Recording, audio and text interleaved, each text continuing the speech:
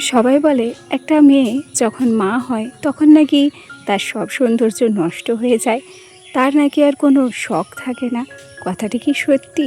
সৌন্দর্য কি শুধুই বাহ্যিক? আভ্যন্তরীণ সৌন্দর্যের কি কোনো মূল্য নেই?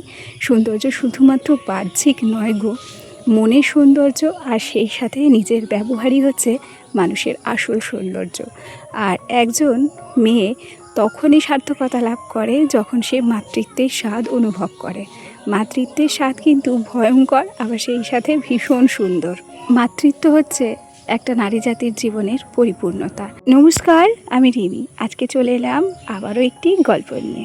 সাংসারিক গল্পের বাইরে আজকের গল্পটা ছিল একটু অন্যরকম। গতকাল রাত্রে স্কুল থেকে মেসেজ এসেছিল আজকে স্কুলে রবীন্দ্র জয়ন্তী উপলক্ষে ছোট্ট একটা অনুষ্ঠান। সকালবেলার কাজকর্ম সেরে সোনাকে নিয়ে সোজা চলে এসেছি স্কুলে। এখন না বাচ্চা কাচ্চার মধ্যেই নিজের ছোটোবেলা আমরা উপভোগ করতে পারি। এই যে সেই দিনগুলোর কথা মনে পড়ে, আমরাও কিন্তু ফুল নিয়ে স্কুলে গেছি। এখন নিজের ছেলেকে হাত ধরে নিয়ে আসি স্কুলে, তার মধ্যে যেন সমস্ত ছোটোবেলা আমরা আবার ফিরে পাই। স্কুলে নাচ গান কবিতা আবৃত্তি সব কিছুই হলো।